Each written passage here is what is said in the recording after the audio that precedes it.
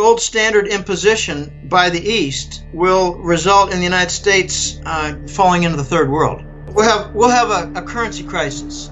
Take a close look at what's going on in Venezuela. I know people say, it could never happen here. Well, what if we print money to cover all the debts and the rest of the world is gradually turning to gold and gold payment systems and gold platforms, and we're sanctioning country after country after country after country after country, and then we finally sanction most of Europe and they don't accept the dollar and they don't operate on the dollar. What do?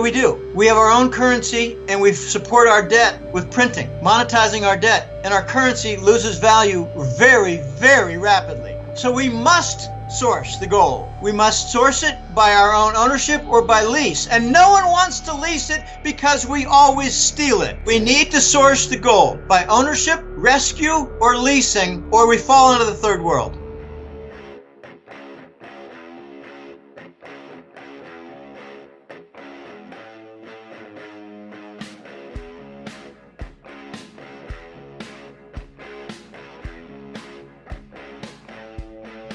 Hi, and welcome to the X22 Report Spotlight. Today we have a returning guest, Jim Willie. Jim is the editor of the Hat Trick Letter. You can find it on www.goldenjackass.com. Check out his new letter. He is highly regarded as one of the leading experts on the gold and silver market. He is also highly regarded for his forecasts on currency-related collapses, bank defaults. He is on top of the gold market. And I'd like to welcome Jim back to the X22 Report Spotlight. Jim, welcome back to the Spotlight. Oh, great to be back on, Dave. It's been a couple months, and it's been an action-packed couple of months. I've noticed a lot of positive things regarding certain things, and I know I'm vague, but there's a renewed interest, I think, in the alternative messages regarding the financial world. That's my new conclusion. Something's going on, and it's big. Something is happening, and it's big. I think we've got an awakening process in progress. It's very hard to know. Something has happened since June. I'm noticing a lot more activity. I'm noticing more orders. I'm noticing more questions. I'm noticing a lot more emails. I'm noticing clients sending me stuff of high interest. Valuable items. More. I think we've got an awakening, and I've always been saying that 90% of the United States of American crowd is pretty lost, either from lack of intelligence, lack of ability to synthesize events and their meaning, lack of ability to do much of anything except, eat, drink, fart, shit, and whatever, base human activity. But for the other 10%, I think we have an awakening. Something's going on. I think they're seeing. One client of mine put it very well, and a colleague had said the same thing. He said, Jim, people are beginning to notice things are not right. That the economy is nowhere near as being described by the government officials. They're talking about full employment now because the state unemployment insurance figures are so low. The jobless rate is not unemployment anymore. The jobless rate is percentage of people collecting state unemployment insurance. And, we got people on the news networks talking about unemployment rates never been lower. These are great times. But everybody knows somebody who's recently unemployed. Everybody knows somebody who's part of a company that just folded. The dissonance between what they're seeing and what they're hearing has never been worse. And I call it very simply Reich economics. Not R-I-G-H-T, R-E-I-C-H, as in Fourth Reich. Because I think our country has been taken over. It got taken over at 9/11. Got taken over legally with Patriot Act. You can go on and on about all the different creeping steps of the fascist state. Now we've got controlled news, censoring of alternate, networks, It's really bad. You got complaints from people with, video shows as their business and income streams dependent on them, some of whom have had me on their shows. It's ad revenue. It's search engines removing certain alternative avenues and channels and features. I have a couple smart clients saying, Jim, you're not getting as many orders for the hat-trick letter as you used to because you're not appearing anywhere near the top for gold and currency financial analysis. I said, well, that may be, but can't stop the flow of the internet for interviews. And they say, well, actually, the searches for them are down too. And the income stream for the shows is down for your hosts. So the movement is pretty broad. And I've got some unenlightened people at times telling me, I've noticed that there's censoring of certain things. And I say, well, what got censored? And they said, well, it was some historical thing that I was trying to read about Russia. So why were you reading about Russia? And the person, this is an unenlightened person, a general dull bulb. And he said to me, I don't know, there's just so much crap going on in the news about the Russian dossier and the Trump connection to Russia and, Putin meeting with Trump. I just thought I'd read a little bit about Russia, and I noticed some things that were censored and not available anymore.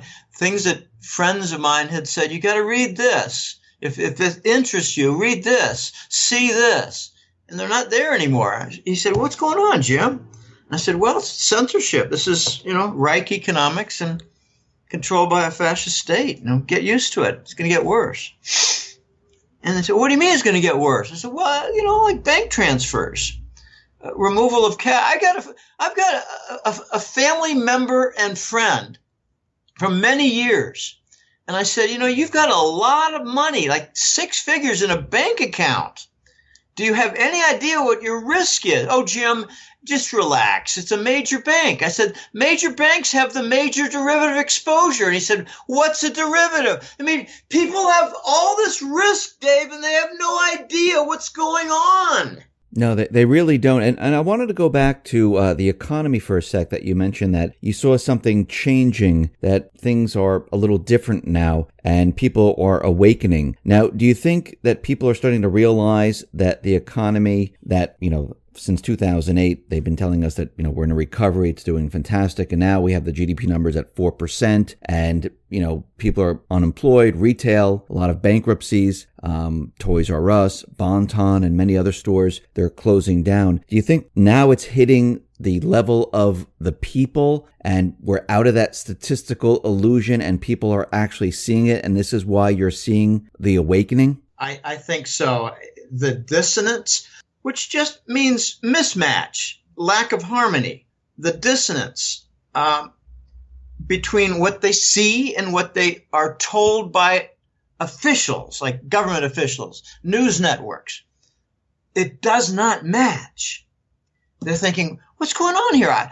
I'm told there's really low unemployment, but I've never known so many people who just lost their jobs. What's going on? That's the dissonance. There are many types of dissonance. I'm just talking about a basic dissonance between what they see and observe and what they read about. I notice a lot of weird things. I call it component dissonance. We're told that the overall inflation rate is 3%. But we personally know several important items that are over 5. Well, how could several important items be over 5, but their average be 3? Okay, that's a component dissonance. The micro tells me this, but the macro tells me that, and they don't match. So people are noticing.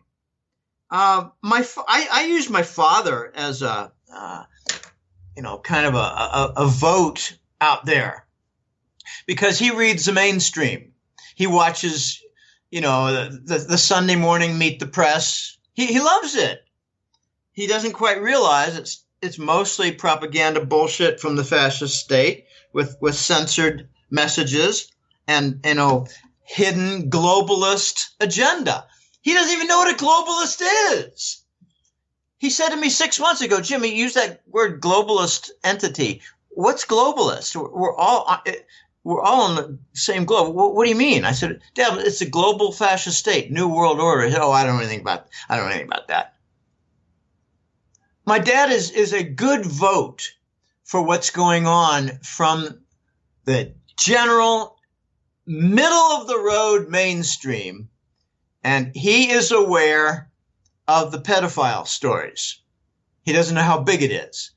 He doesn't know that it extends to Hollywood producers and to judges and to political figures in Washington. He thinks it's kind of isolated. Well, okay, soon he might not.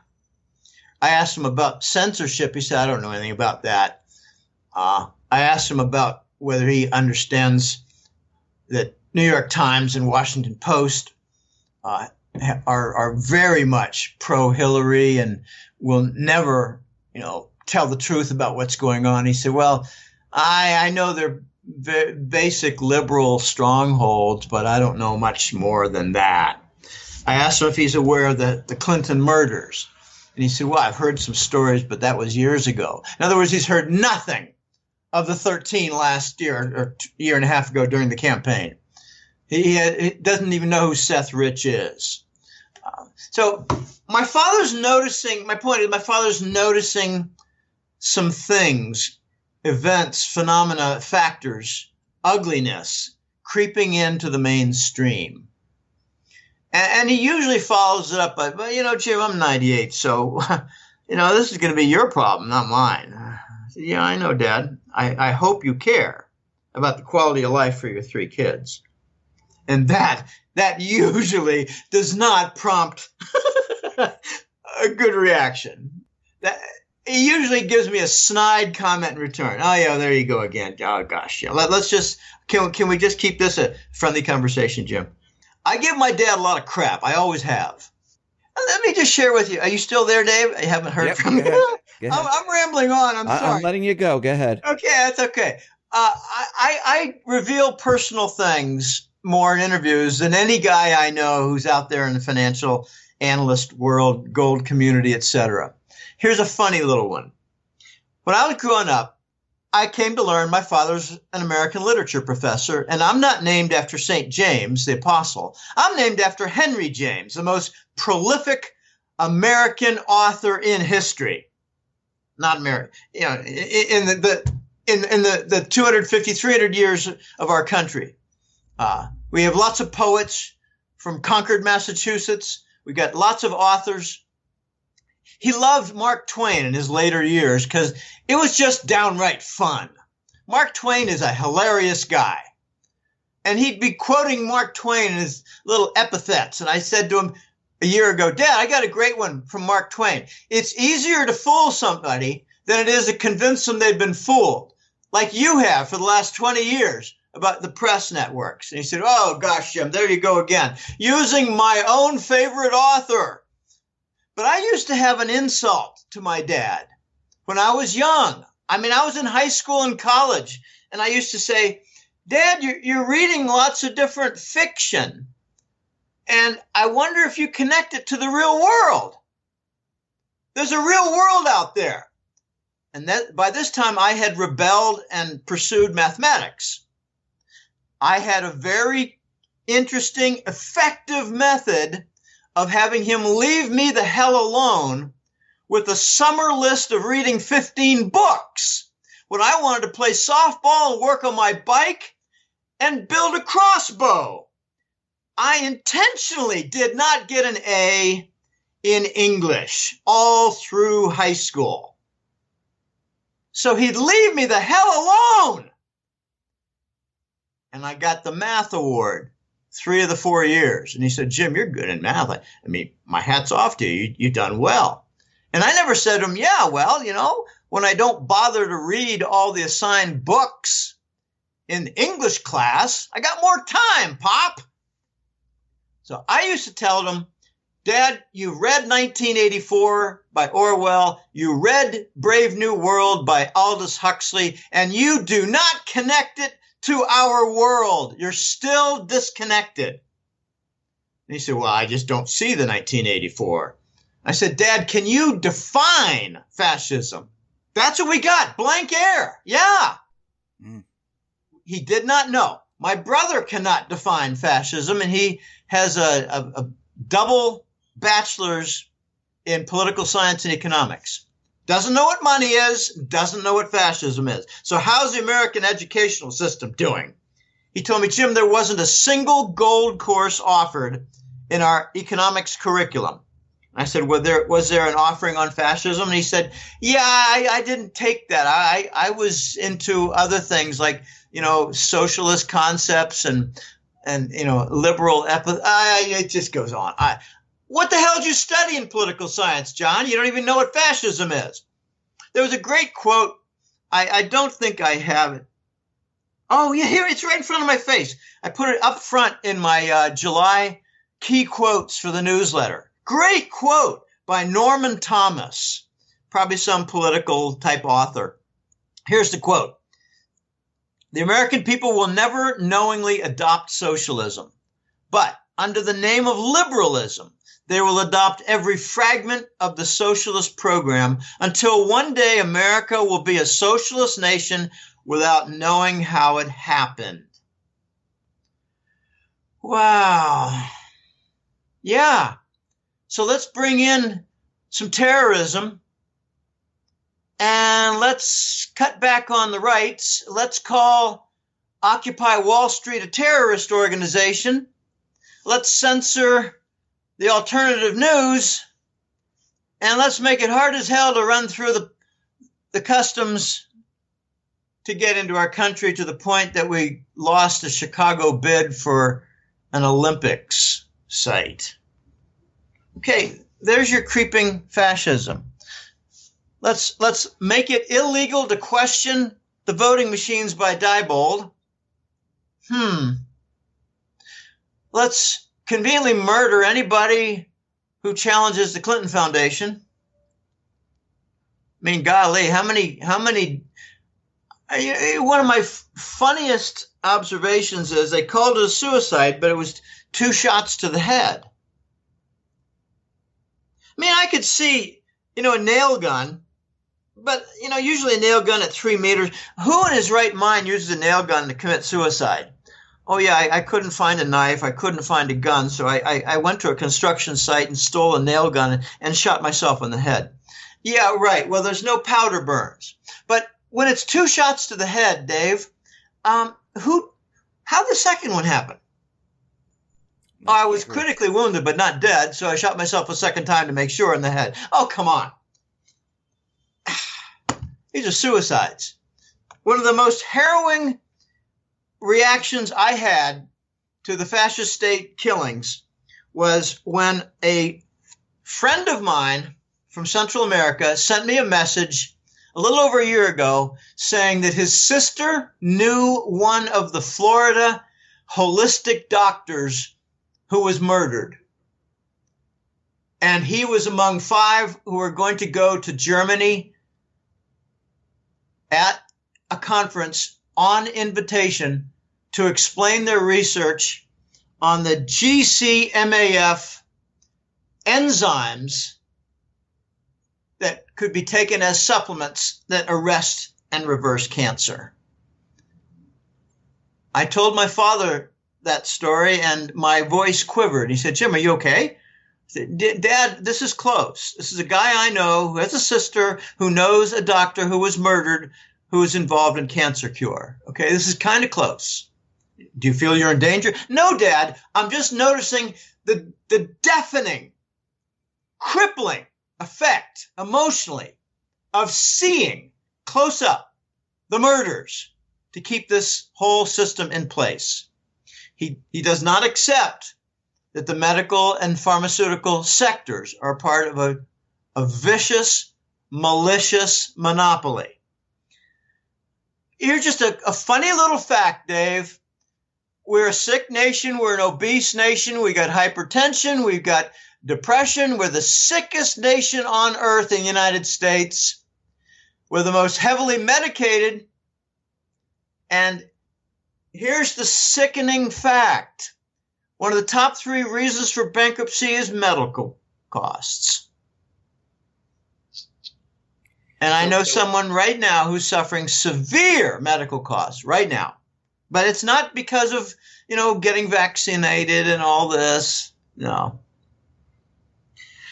Medical costs. One of my fears is medical costs. When I started getting this bronchitis without end in May of last year, I thought, oh my gosh, could this be the end of my unbelievably good health? Well, I'm happy to say that I had an infection, a strange infection a month ago. I did not like to take the antibiotics, but I did. And I took a stronger one because it didn't work for a very nasty rash. And I noticed that my lungs are clearing up. My bronchial tubes are clearing up a little more. We were talking about this before the recording, but I used to go, clearing my throat 20 times a day. Now it's just a couple times. So my regimen is going to be every 4 months, I'm going to take some antibiotics until this is all gone. I'm not going to just take it over and over and over again for 3 weeks, because that's not a healthy thing to do. Now we're a nation of opioid addicts. I got an email from a colleague saying, Jim, drug addiction is a tremendous globalist cabal control mechanism. I mean, forget alcohol. Narcotics it's powerful and it's legal, and the pharmacies make money, and the big pharma makes big money, and they get the nice supply routes from Afghanistan for our boys are making it and protecting it. And all the costs are covered by the U.S. government, and big pharma loves it. But now you get a state reaction. State after state is limiting the opioid prescriptions. And I came across a fact that just appalling. 2017, Ohio, population 12 million. Ohio had 80 million prescriptions for opioids. That's 7 for every man, woman, and child in the state per year. Okay, obviously everyone's not taking it. So somebody's taking dozens and dozens, if not hundreds. We're becoming a nation of drug addicts. I got people sending me email, clients saying, Jim, I'm in Michigan. I've got a cleaning service.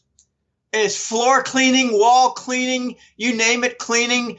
What do you call it? Sandblasting of buildings. I got, to get the soot off and stuff like that. And it leaves the bricks just a little bit damaged, but, a little pockmark. Anyway, I've got an opening for 100 people. And I got applicants all over the place. And I'm rejecting 80% of them for being on welfare or being a drug addict. We're a nation of addicts. We're a nation of pizza and Coca-Cola addicts.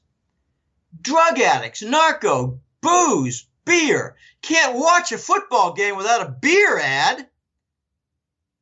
And, it's getting worse. You got a $5 million annual football, NCAA and NFL contract from the military. You can't have an important sporting event in football without an honor guard. Okay, this is all fascist creep and addiction control. And I refuse to be controlled unless you've got a special additive to chocolate, Dave. I've got some, a European chocolate that I purchase once in a while, and it's nice.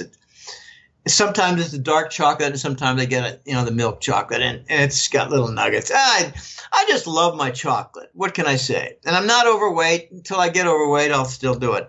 But oh my gosh, it's distressing, this creep. And yeah, Norman Thomas, you got it right. We got a fascist creep here going on. Adopt every fragment of the socialist program.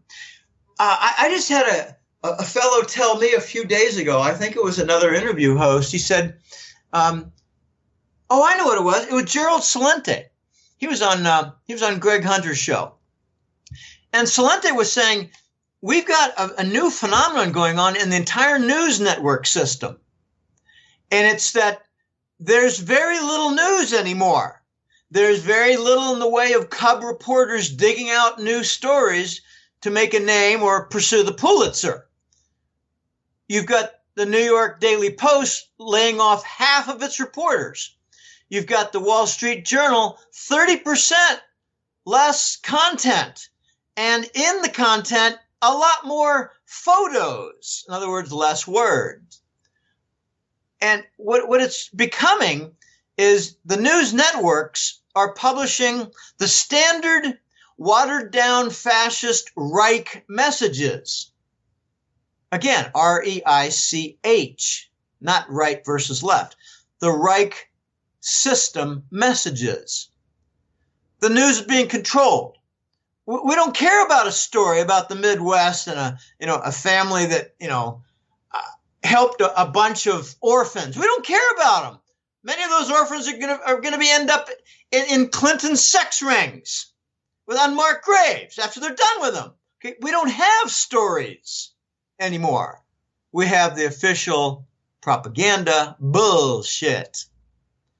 So Salente said, you could take a look at Toledo, and I think he said Omaha, and their news reporting system is all reduced. They take the AP Newswire.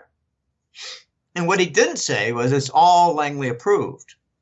So, we're well along in the Reich economic system where everything is pretty well broken and dependent on handouts and hyperinflation money. I'm talking about QE and the Fed's monetary program. I asked my dad several months ago, Dad, the Federal Reserve is covering our national debt. We're financing it with bonds that are purchased by the Fed. He said, yeah, I know a little about that, Jim. I don't know much. I said, in other words, Dad, we don't have bond investors much.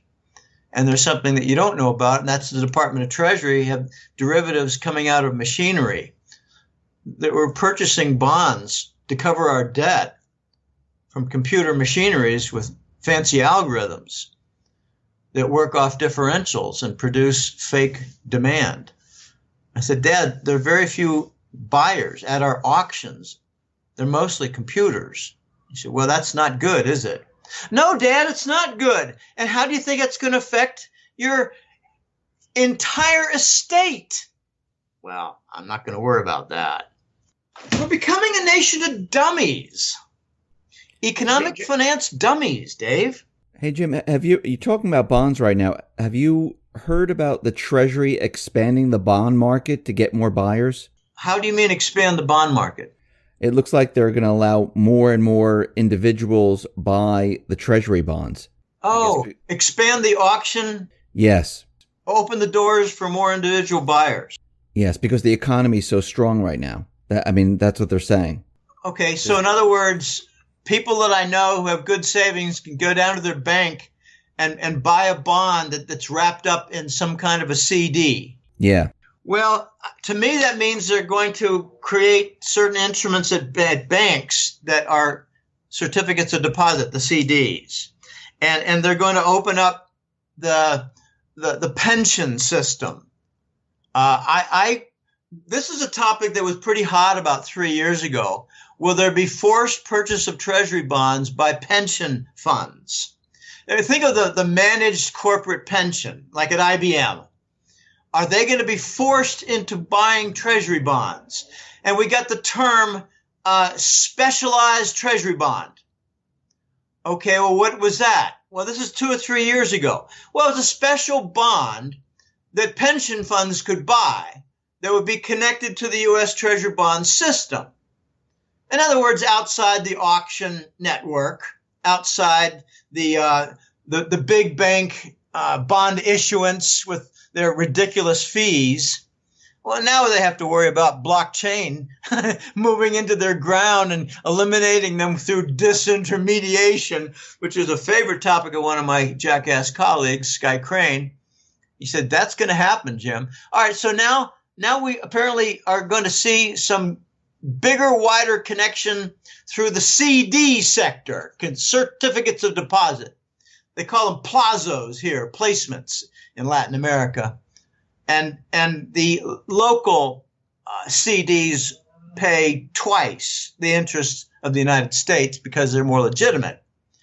You take a look at the U.S. dollar plazos and various banks here. They pay 3% for 12 months, but the local ones pay 7% for 12 months. Okay, I think what they're doing here, Dave, is they're making the early connection for pensions and individuals for buying the specialized treasury bonds. This looks like an initial step.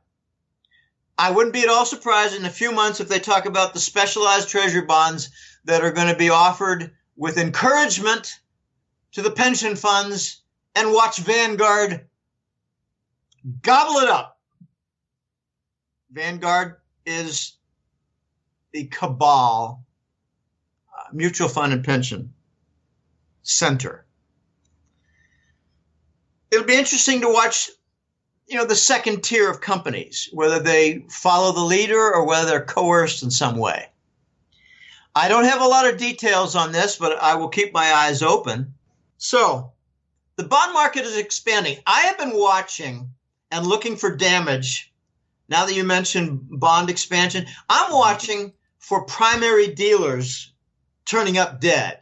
I don't mean physically dead. I mean their business is ruined and they cannot manage their offices anymore with the role as a primary dealer for treasury bonds in that special role with the Department of Treasury. I haven't seen much damage there. I saw damage a couple of years ago, 3 years ago. Some big bank backed out, said we're not going to be a bond dealer anymore. And I'm wondering, okay, how much damage did they suffer? What type of damage did they have? Did they lose money? And the damage comes like this. The primary dealer would be forced to accept and swallow a certain amount of allocated bonds at an auction, like 5% of them. But if he couldn't find buyers as the intermediary, bond investors, then he'd have to hold them against his will and tie up his money and get messed up in his business. Okay, there was some damage in 2014 and 15. But I think we're not seeing the primary bond dealer damage for a very simple reason, and that is the Fed is buying everything in sight with help from their minions in Wall Street. By the way, if you've got a Chase bank card, don't use it to sign up for the hat trick letter. JP Morgan Chase. The Chase card does not work in making a new subscription for the hat trick letter. I got a dozen or more examples of clients writing me. I tried to sign up, I couldn't. And I with a flippant response, I said, do you have a Wall Street bank card? Let me guess, Chase? And I was right 2 or 3 times in the last couple of years. And it's kind of funny. One client signed up by sending me a Western Union. She said, I've only got Chase. I've got one Chase card. I don't use it much, and that's the only one I've got. How can I pay you for a newsletter? I said, send me a Western Union. So she did. And she said, I'll tell you what, let's make this real easy. I'll give you 2 years worth. I'll make it $440.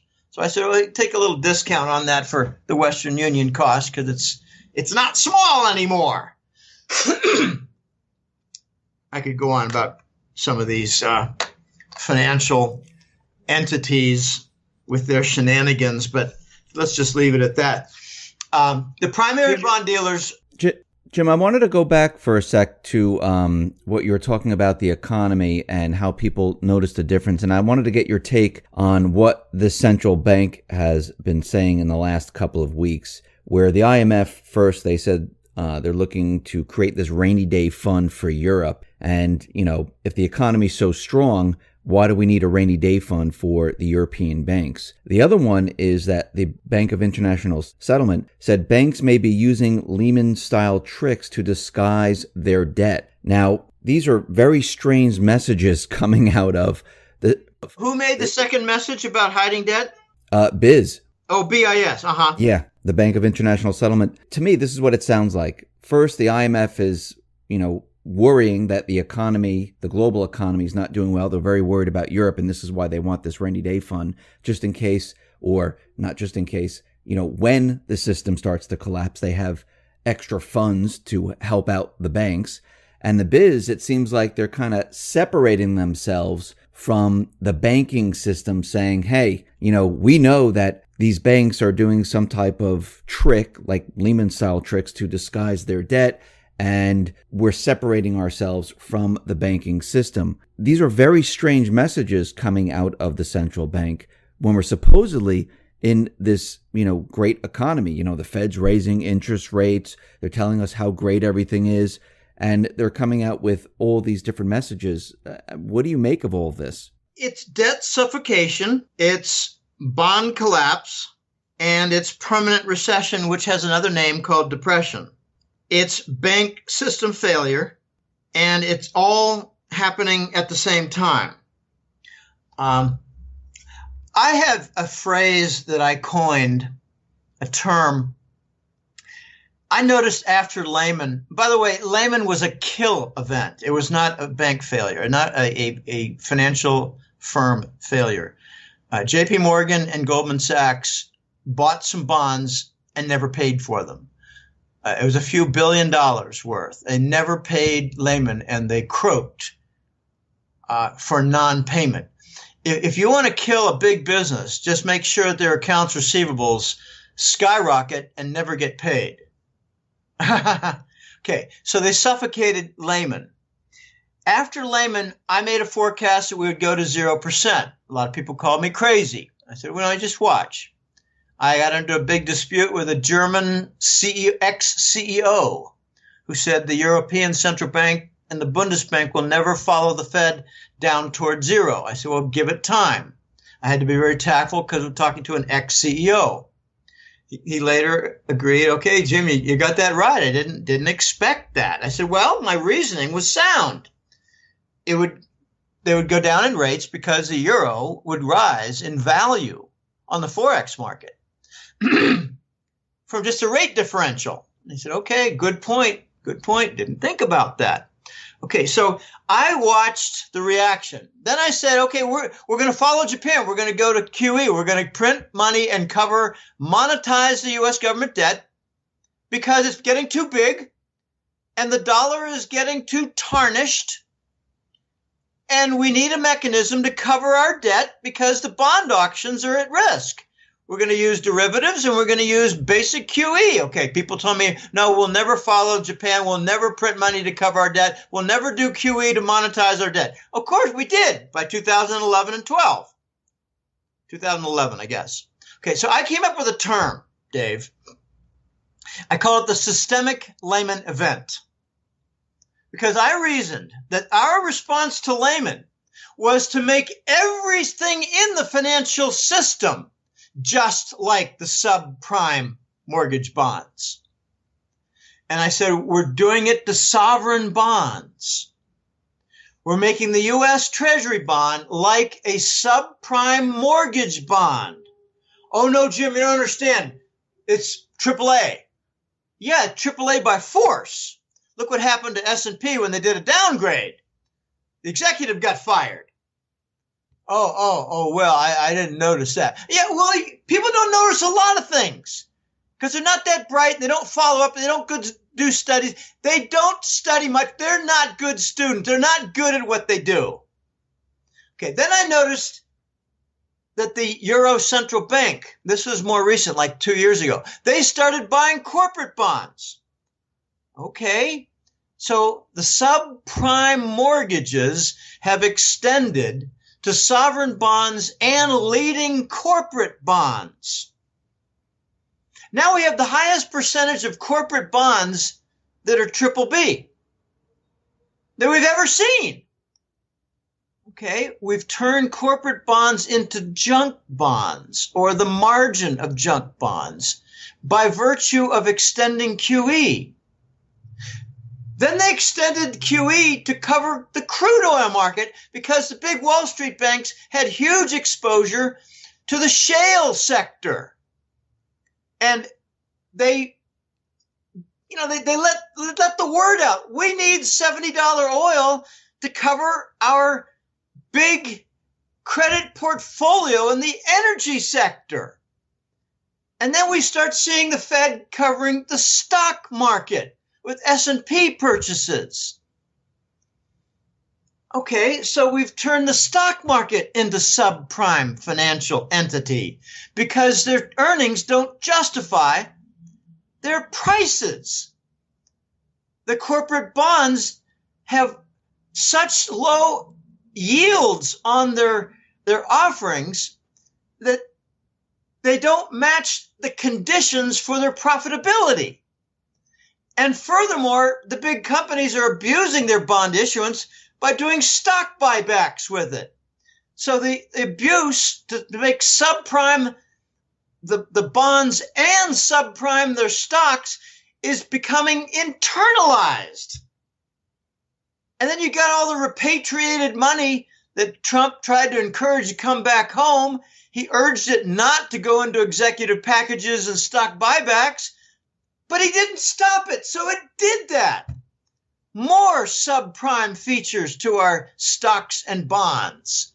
Okay, my point is, in response to your question about rainy day fund and concealing debt, IMF and Bank for International Settlement, BIS, my response is they're noticing the entire subprime financial sectors, multiple sectors, with debt suffocation. You take a look at the corporate debt as a relation to their sales. Never been higher. Bond collapses. Just take a look at junk bonds that are failing. Never bigger. Take a look at the recession. Okay, I really like John Williams and his shadow government statistics. I really like their work. I mean, it's a man after my own heart, doing pure statistics, gathering and publishing. I like to do the analysis, so I didn't do what he did. But I've always honored his work. I've always shared his work. I've always used his work and put it out front. And he's got a pair of consumer price index graphs from last month, or I think it was June. And it was the 1980 method of CPI calculation, which shows that the United States is now dealing with 10% price inflation. And it was like 8.5% last year, or 9%. That's the 1980 formula. But if you look at the 1990 formula, it's only 6%, whereas last year it was 5.5%. Okay, I like going back farther because it was done more honestly back then. This is pre-Clinton. Clinton was the beginning of data corruption with the economy. Robert Rubin had his big hand in there. Robert Rubin was a designer of the new reformed consumer price index. I don't want to get into all the different features like geometric mean and substitution and all kinds of things. Don't want to get into all that. Just want to get into what the 1980 figure is of 10%. If we claim that there's 3% inflation and it's really 10, then you need to subtract 7% off what they claim to be the adjusted economic growth, the GDP. They say we got 2% growth. Subtract 7. And you get -4 or -5. Every single year since Lehman, it's -4 or -5 or -3.5. By reducing by the accurate count for price inflation. Our growth is mostly price inflation. What we claim as growth is mostly price inflation.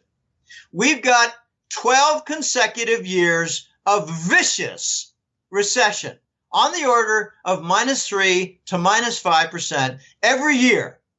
Chapwood did an independent consumer price index calculation having nothing to do with the methods used by John Williams at Shadow Government Stats. Chapwood took 50 American cities and a basket of 500 items.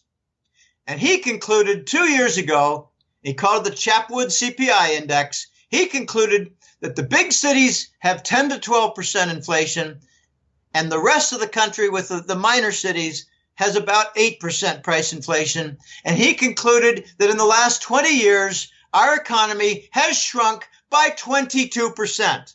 Okay, these are independent, high-quality statistical methods being used. I'm sure stratified random sampling is being used, very accurate stuff, advanced stuff.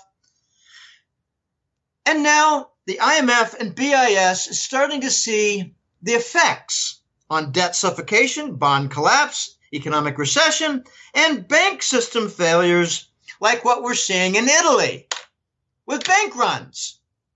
Okay, you can't conceal debt for very long because you need to service it. It's like, it's like pus that comes up above your skin surface and you got a big fat boil in the middle of your forehead. That's what debt suffocation ends up eventually. Bond collapse, you just can't hide for too often. You can have the Fed and you can have the Euro Central Bank buying up corporate bonds. But what they're not going to buy is the second tier of corporate bonds. So they're going to start to slip into B territory, junk bond territory, non-investment grade. You can hide your economic recession for a while until everybody and his stinking brother knows somebody who was just laid off or a business failed. And they go down to the mall and they see that a third of the stores are boarded up. And some of the other ones are now offices that used to be stores. So the great consumption economy of the United States in the 2000 decade led to ruin. You do not consume yourself to prosperity. You build to prosperity with value added. And we have lost that because we shipped out our industry. I remember in 84, I tell this all the time, Intel sent their chip fabrication plants to the Pacific Rim. 4 or 5 of us sat around in our office at Digital Equipment reading a Wall Street Journal, and I said, give this 20 years, guys, and we're going to have big problems from lost legitimate income. We're going to be depending on debt and who knows what else. And someone chimed in, well, maybe asset bubbles, Jim, like the stock market. If it goes up, people can sell their mutual fund and continue their standard of living. Right. Okay. So asset bubbles and debt dependence. That's what we bought. That's what we got. That is the result of shipping out our legitimate income from industry. We need to bring it back.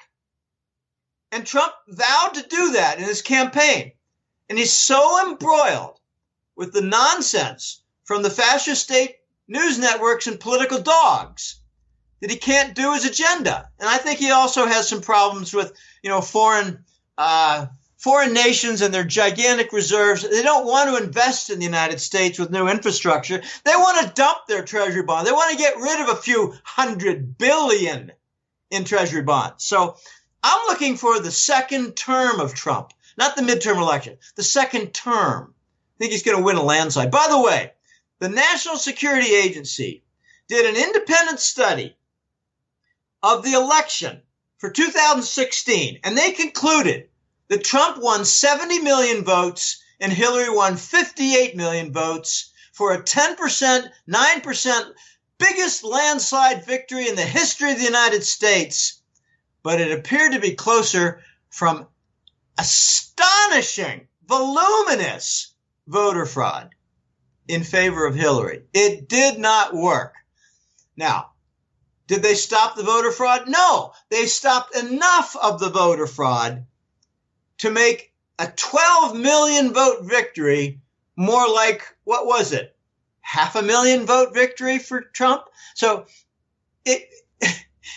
his margin of victory was 20 times bigger than what the official figures say. That's what the NSA concluded, not some alternative news feature.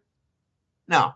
Okay, so I'm thinking there's going to be a midterm election success for whatever Trump supports. The fascists will lose more ground.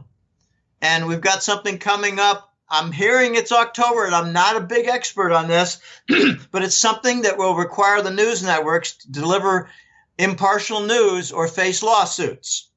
I wanted them to lose their FCC licenses, but apparently Trump has chosen to go the lawsuit route. For instance, Monsanto is facing a lot of lawsuits right now for cancer deaths having to do with glyphosate, the Roundup chemical, which the FDA corruptly was influenced into calling an antibiotic.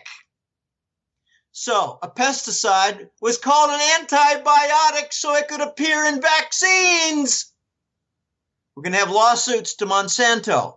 I think Trump wants to eradicate a whole level of deep state from lawsuits and the omnibus bill to go after them for pedophile, child sex, slavery, sex rings. Now I'm hearing that Judge Anthony Scalia was not killed by suffocation of a pillow over his head. The pillow was kept over his head to hide pictures being taken from his throat being slit by a 13-year-old boy. Forced sex. Okay, we've got a nation filled with scum in our leadership and executive all across the nation in its industries, in its institutions.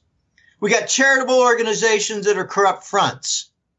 We got United Way. We got American Cancer Institute with 95% overhead. In other words, they're taking 95% for limousines, executive lunches, and high salaries. For what? For concealing the cancer cures. I think the IMF and the BIS are running scared because they see coming from the East the gold standard. And they can't stop it. They can't stop the non-dollar platforms. Can't stop what's coming as a powerful RMB-based oil contract. It's called the Yuan. I call it the RMB oil contract. They can't stop it. It's already got bigger volume than the Brent. And Brent is largely going to die from the depletion of the North Sea, between Norway and Britain. It's largely depleted. There's not much going on there. The Norwegians are some of the best engineers for petroleum and deep sea drilling, and they're being hired all over the world, like in the Gulf, Persian Gulf. They hate that name, but the Gulf region, the Arab Gulf region. They're the best. The Saudis hire Norwegians. They're the best for putting in place the platforms. Okay, can't stop the gold standard coming.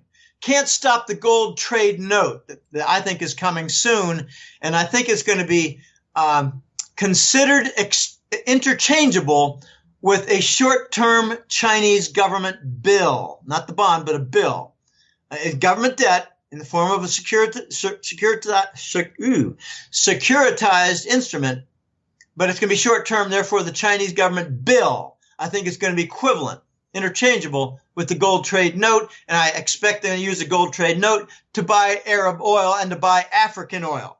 This is how it's going to get a big boost. They can't stop CIPS, the Chinese interbank payment system, cross-border interbank payment system, the competitor to SWIFT.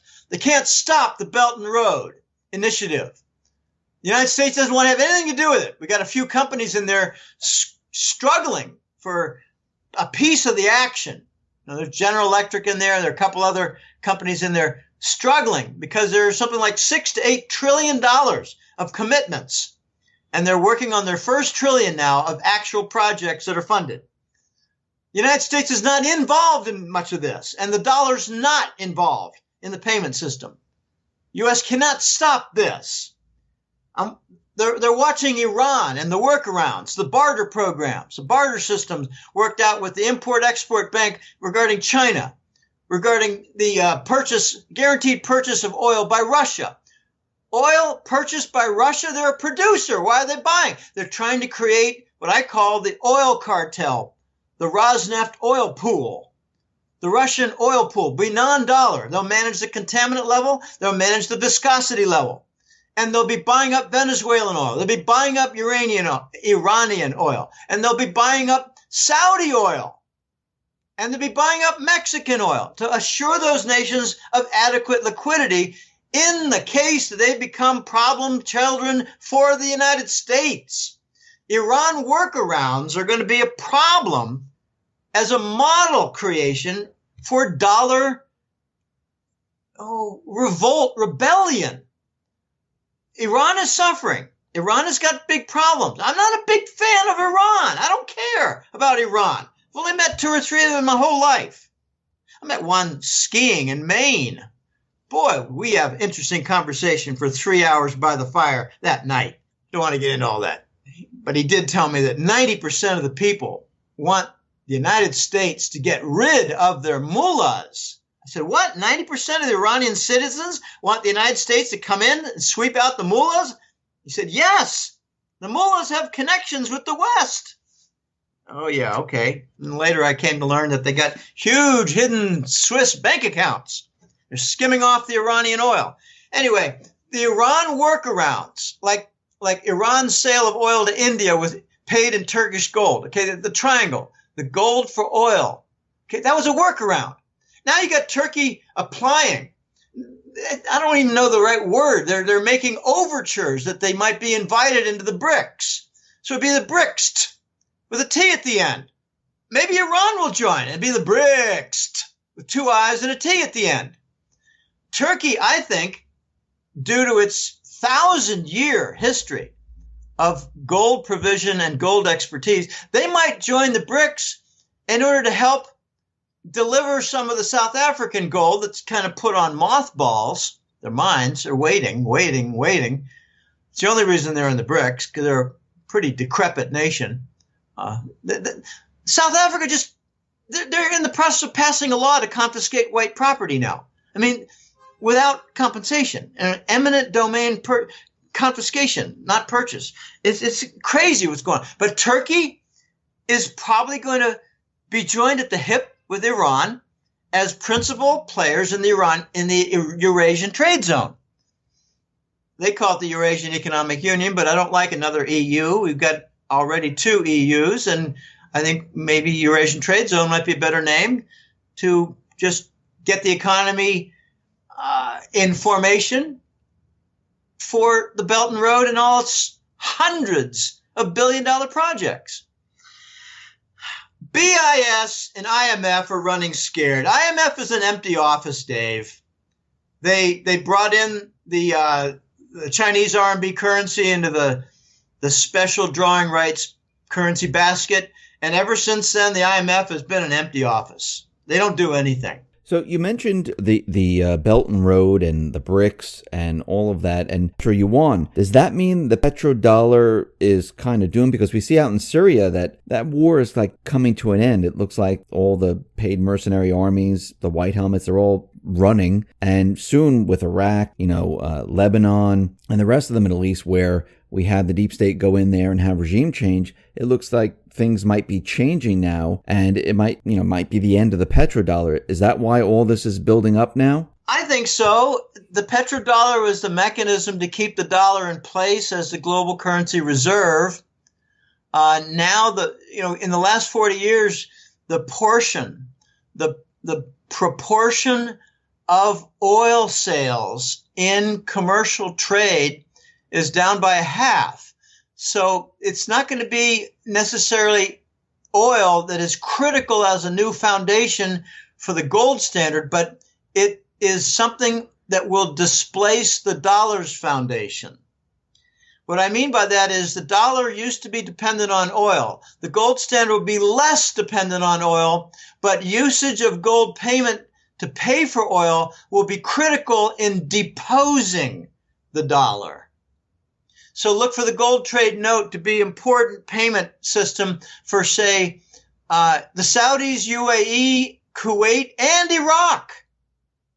Okay, and maybe Iran. Iran could really get a boost from using gold payments like in a gold trade note for Chinese purchases. Okay, but you mentioned Syria. I have been saying for the last year, every single U.S. government foreign policy initiative and policy since 9/11, since the fascists took over, has been a failure, and a grotesque failure. You could make a list as long as your arm. Everything has been a failure. The next failures to become much more visible will be Syria and Yemen. The Yemenis, Yemeni, I don't know the right. the people from Yemen, the fighters from Yemen, those in control of Yemen in the battles, have threatened with missile strikes now Abu Dhabi and the UAE. They had a couple missiles fired at Riyadh, capital of Saudi. I don't know if they hit or made much damage, but they got missiles. And these are coming from Iran, and they're probably coming from Russia. I don't have all the details on what the markings are for Yemen missiles, but now you've got a Yemen takeover of a Saudi oil tanker in the Straits. The Straits by Djibouti and Aden. Aden is in Yemen. Okay, this is a strait, and it's got constriction, and now you've got Yemen pirates threatening Saudi ships. And the Saudis have announced they're not going to be shipping oil through the Suez Canal and those straits by Djibouti and Aden. Okay, well, that's European oil supply from Saudi. And what Saudi does, I don't know if, say, UAE shipments are going to get the same treatment. Maybe they will, because UAE and Saudi are funding the Yemen war. Okay, backtrack. Simple question. What is the basis of Saudi's interest in Yemen? Very simple. They're running out of oil. The Saudis have had an unchanged 260 billion barrel oil reserve on the wall for the last 30 years. You can't be the number one producer of oil and have no depletion of your oil reserves. Oh, they claim to have new discoveries. Oh, great. I think the new discoveries are of mineral metals and gold, much more than oil. The Aramco deal is failing because of discovery phase. They can't prove their oil reserves. So no one wants their Aramco. Now we're going to have a hilarious event coming where the Chinese will buy what we're told is 10%, but will really be about 30%, or maybe they'll buy 5% and it'll really be 35%. The Russians will buy 4% and it'll really be 28%. And the Russians and Chinese together will own 55% of Aramco when the rest of the world is told they own 10 because of falsified discovery phase that didn't pass muster. Okay, you mentioned Syria. Okay, fine. I've got a colleague who follows Syria almost every day, and that's all fine. It's failing. It just is failing. We're evacuating, and we're going to see more failures. We're going to see, I think, the failure of Saudi Arabia. Oil income is down, costly Yemen war, the arrests of elites and royals did not pan out very well, caused a lot of resentment. And the only investors that I see in Saudi Arabia are the Chinese. So I think a critical country right now is Saudi Arabia. And another critical country for a different reason is Germany, as they pretty much push aside the Russian sanctions. The U.S. government going after Nord Stream 2 with threats of sanction against German construction and finance companies was a very, very big mistake. The Germans have responded to Russian sanctions by opening up subsidiaries in Russia so their output could be sold to Russians in the Russian market without violating the sanctions because it's made in Russia. It's just got a German brand on it. The Germans are so pissed off they had a lawsuit at the EU Commission in Brussels that they won, that Nord Stream could proceed, Nord Stream 2. It'll double the output. Okay, here's a funny little fact I just learned. If the United States wants to sanction all the companies involved with Nord Stream, are they going to sanction British Rolls-Royce? They make turbines. They make gas turbines that are used with the Nord Stream pipeline system.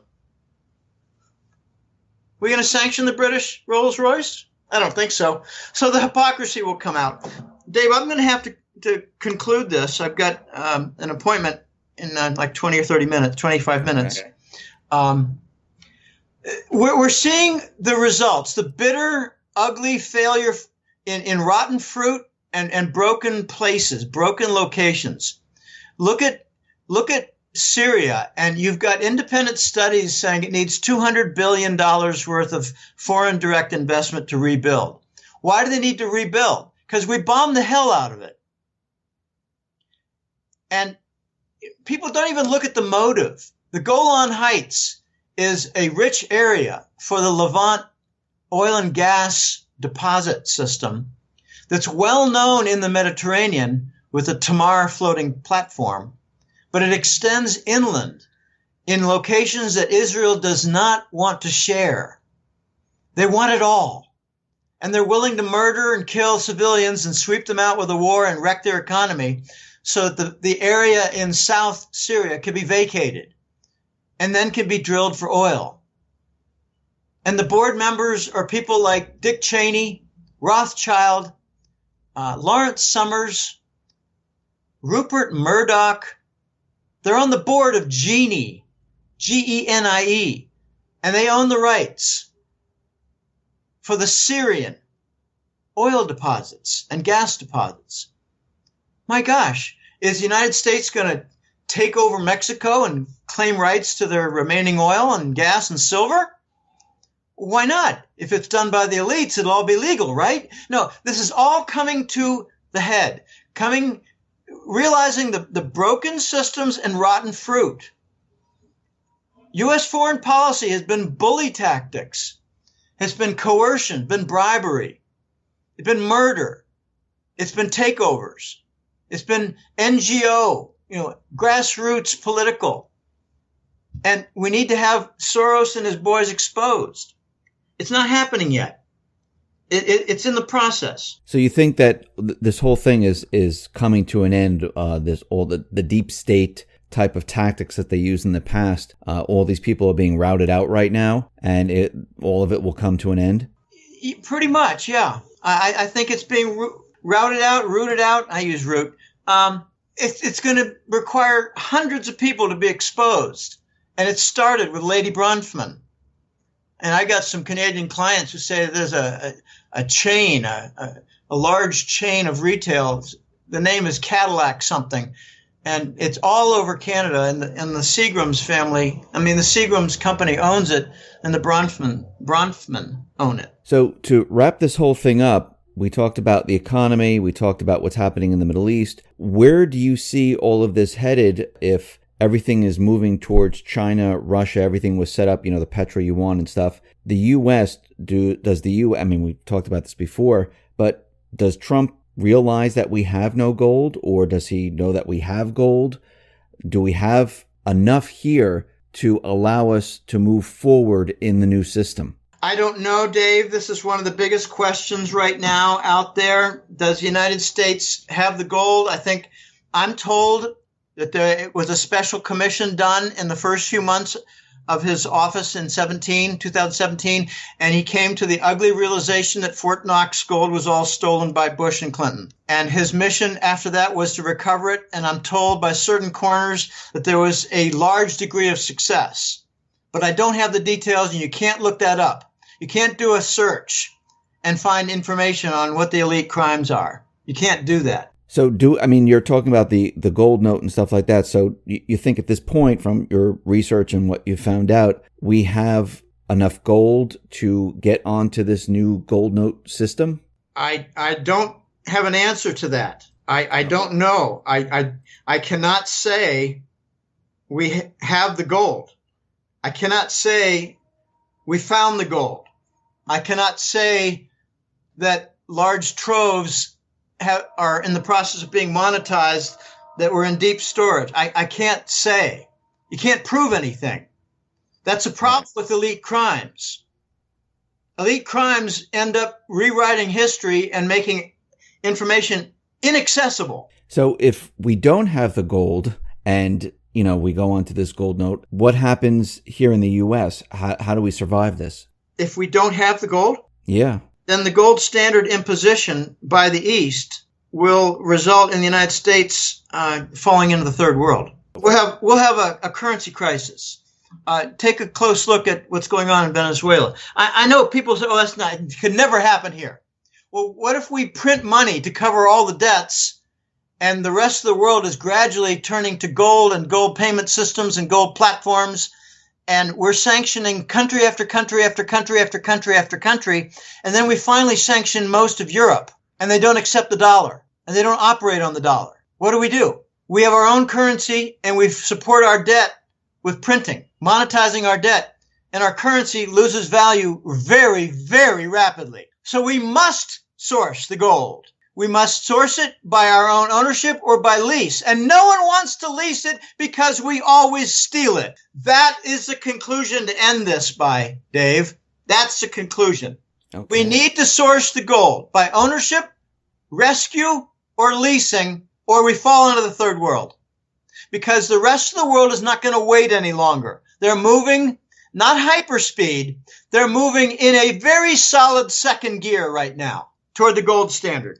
Okay, Jim, thank you very much for being on the X22 Report Spotlight. Once again, how can people get in touch with you and see your work? It's at goldenjackass.com, www.goldenjackass.com. That's the website, and has a free public domain page with public interviews, links, and articles, and it has a members area where the newsletter resides, and people access from a paid subscription and a login that gets provided. So I encourage people to go to the website, bounce around, learn a little bit, bounce around, and just cover some things that you might be familiar with, and maybe learn a few extra things, and sign up for the newsletter.